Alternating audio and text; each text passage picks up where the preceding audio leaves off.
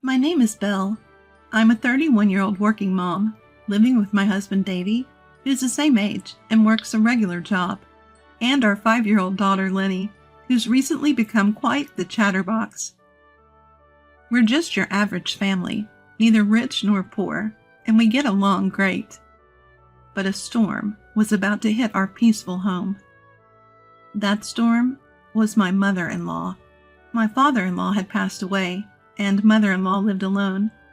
When Davy and I got married, we had agreed not to live with her. It just seemed easier that way. Davy was her only child, born when she was older. We'd been married for 5 years, and mother-in-law was getting on in age. Living alone at her age could be tough and even dangerous. Davy would visit her when he could, but it seemed like she was struggling. Seeing my husband trying so hard on his own, I made a decision. We would live with mother-in-law. If my beloved husband was doing his best, how could I, his wife, not support him? I mustered up the courage and suggested living together to Davy. He looked surprised and asked, "Are you sure?" Honestly, I wasn't thrilled about the idea, but I felt something needed to change. I couldn't do much with housework, childcare, and my part-time job. If anything happened to mother-in-law, Davy would be the one to handle it. After discussing these important matters, we started living together. Thank you, Belle. Truly, thank you.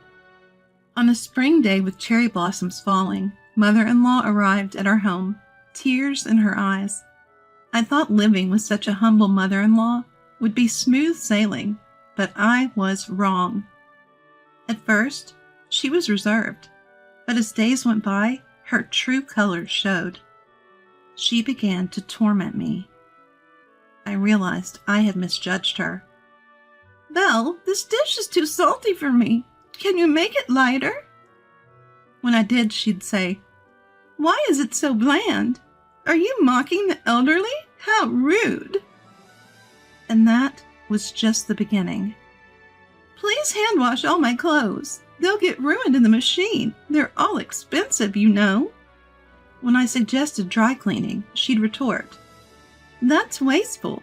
You lived comfortably thanks to my son, so stop wasting money and start saving." If only she'd pay for her own clothes. Clearly, she was just trying to annoy me. And that was just the beginner's level. Intermediate level torment went like this. "Belle, are you wearing makeup? It won't help. You're too plain. I'm so glad our granddaughter looks like my son. He takes after me, so she looks like me. Her future is bright." Yet mother-in-law would spend over 2 hours on her makeup every morning. She looked like a completely different person without it. I respect her desire to look beautiful, but isn't her foundation a bit too pale? And her cheeks are oddly red. And her bright red lipstick leaves marks on every cup. I'd never say this out loud because it's rude to comment on someone's appearance. But what I can't forgive is her throwing away my precious makeup set. When I came home from my part-time job, it was all gone. Mother-in-law nonchalantly said she'd thrown it away. When I asked why, she said, "I've told you before, makeup won't help you. It's a waste of money. Save, save. From now on, live without makeup. Aren't I the most thoughtful family member? You should be grateful." Grateful? As if. If this were a mountain, I'd surely scream at the top of my lungs. Let the echo carry my frustrations, making sure mother-in-law heard it over and over. But alas, this isn't a mountain. What's worse, mother-in-law only torments me when we're alone. She always waits for moments when my husband is away and our daughter is at kindergarten. I don't want to badmouth her to my husband since she's his mother, but I wish he'd listen. After much thought, I hinted at my frustrations, but it barely made a difference. "I'll talk to Mom." He tried to address it, but mother-in-law would cry, claiming, "I never did such a thing." He even went so far to say, "My wife is trying to trick me." My husband was less confused. I felt helpless. Well, they say seeing is believing. Seeing is believing. I decided to secretly record my interactions with my mother-in-law to show my husband. Now, where to place the camera? As I pondered, the advanced level of mother-in-law's torment began. We started living with mother-in-law in the spring. After a hot summer and a fading autumn, one winter day came. My husband was away on a business trip, and our daughter was staying at my parents' house. It was snowing outside. I usually bike to my part-time job, but due to the snow, I walked and returned in the evening. After coming home, I'd usually clean, do laundry, and then cook dinner. But let me remind you, it's winter, nighttime, and it's snowing heavily. It's not the best time for hand-washing laundry. Yet, mother-in-law cheerfully handed me her laundry, saying, "Here's today's laundry. They're delicate, so make sure, absolutely sure, you hand-wash them." She emphasized because she knew it would annoy me. "I'll wash them with warm water then." "No, you can't. The colors will fade, and it'll damage them. Absolutely, absolutely wash them with cold water." So outside? It's snowing. Don't be silly. I lost it and yelled, "This is ridiculous. Why should I hand wash with cold water on such a cold day? If they're that precious, wash them yourself." "How dare you? I'm an elderly woman. Expecting me to wash with cold water? Are you out of your mind?" "Are you out of your mind, mother-in-law?" "I'm always in my right mind." If that's true, it's even worse. She probably didn't expect me to fight back. Mother-in-law glared at me, her face red with anger. But I wasn't backing down. "Why don't you go outside, mother-in-law? You've been indoors all day, so you might not realize how cold and snowy it is." "How dare you suggest sending an elderly woman out in this cold? What kind of daughter-in-law are you? What kind of mother-in-law asks for a cold hand-washing on a day like this?" If she had something to say, I'd respond. I was ready to confront her fully. I felt bad for my husband. But if we're going to live together, I can't always play the good daughter-in-law. As I glared back at mother-in-law, she suddenly grabbed my hand. "Ah!" Before I could think about it, my mother-in-law pulled my hand. She was surprisingly strong for her age. Before I knew it, she had pushed me out of the front door. The next thing I knew, the door was locked. "Mother-in-law! You're not the kind of daughter-in-law I want. Get out! This is my house. You should be the one leaving." But my shouts fell on deaf ears with mother-in-law. She seemed intent on locking me out. No matter how much I banged on the door, there was no response. I was in a bind. I wasn't wearing a coat, and I didn't have my house keys. Luckily, I had my cell phone in my pocket. I tried calling the house. I could hear the ringtone from the other side of the door, but mother-in-law didn't answer. With no other choice, I called my husband, who was due back from his business trip that day, but he didn't pick up. I sent him a message. "Mother-in-law locked me out. It's snowing heavily and I'm freezing. I'm heading to the nearby grocery store for shelter. Please get in touch ASAP." I began my trek to the grocery store. I considered seeking help at a police box, but it was far from here. Given the heavy snow, it would take even longer. The grocery store seemed like the safest bet. I hugged myself, trying to stay warm. My breath was visible in the cold. The snow showed no signs of stopping. The snow is accumulating more and more. Cars, bikes, and even bicycles were nowhere to be seen. It was late, and the streets were almost deserted. I trudged on. But when I finally reached the grocery store, I was met with a sign. Closed due to heavy snow. The one place I had hoped to find refuge was closed. What a day! My only option now was the police box. I wondered how long it would take to walk there in the snow. Feeling increasingly desperate, I continued on. I could no longer feel my fingers or toes. Checking the time on my phone, an hour had passed since I was locked out. I tried calling home again, but mother-in-law still didn't answer. As I walked through the transformed cityscape, heading for the police box, I suddenly heard a cry. "Help!" I stopped in my tracks. I was near a bridge over a river. I strained my ears. Help me! I heard it clearly this time. I rushed towards the voice and looked down from the bridge. There, in the not-so-deep river, was a lady, fallen and calling for help. I hurried down the riverbank to her. The icy river water stung my feet. The cold was so intense it felt painful, but I managed to reach the lady. Are you okay? I can't move. It's so cold. Hang in there. Had the arrival of help made her relax? The lady leaned against me and lost consciousness. What do I do? This is bad.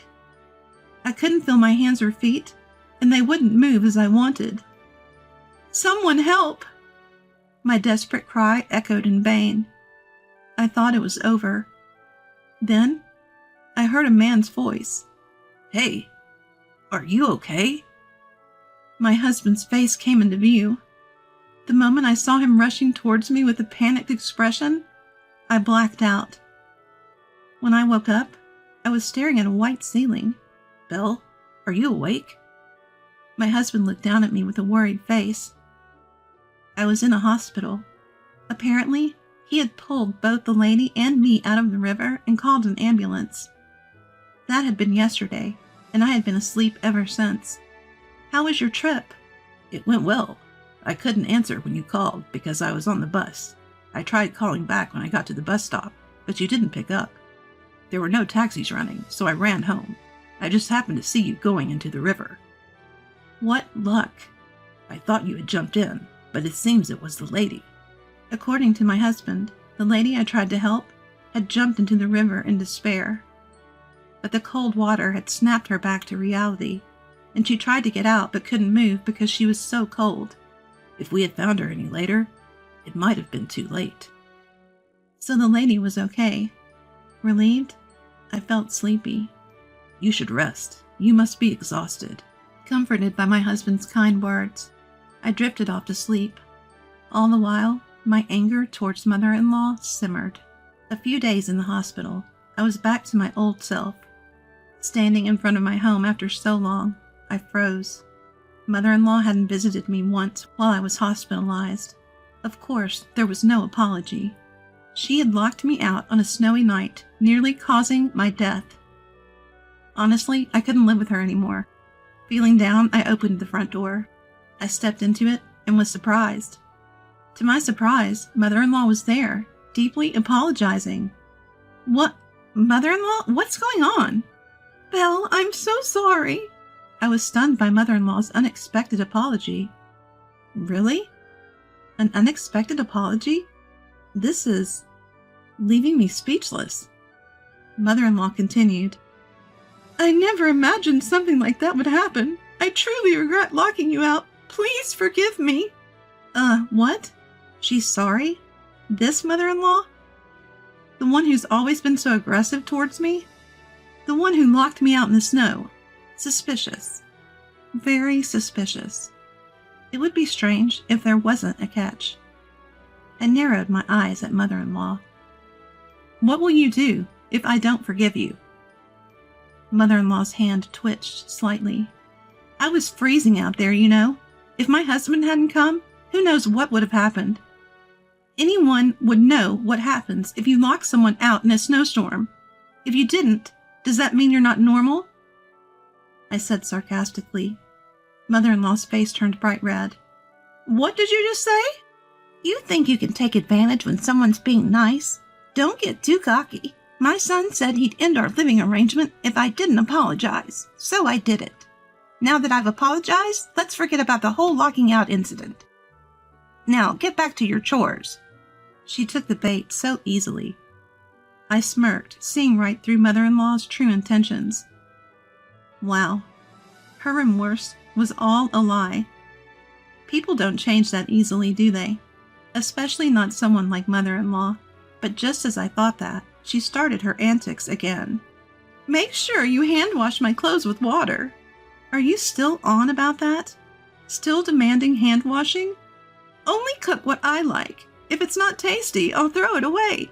This is hopeless, absolutely hopeless. She's beyond redemption. I sighed heavily and looked back. You're saying all this, huh? My husband, who had been standing a bit away, was out of mother-in-law's sight. But he had been there the whole time. Mother-in-law's beloved son, my husband, was right there. "Davy, what about work?" Mother-in-law noticed him and turned. "I took the day off to be with Belle. But Mom, you haven't changed at all."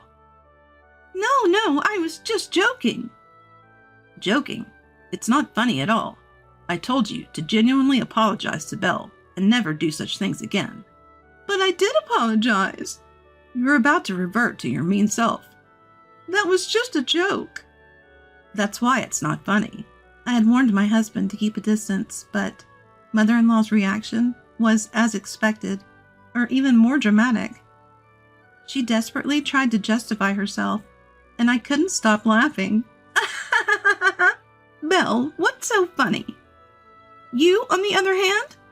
"Mom, I'm talking now. Listen to me." "I'm sorry." Even mother-in-law couldn't ignore her beloved son's words. His lecture continued, with mother-in-law listening tearfully.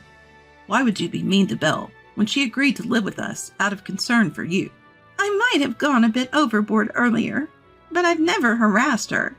She's starting something.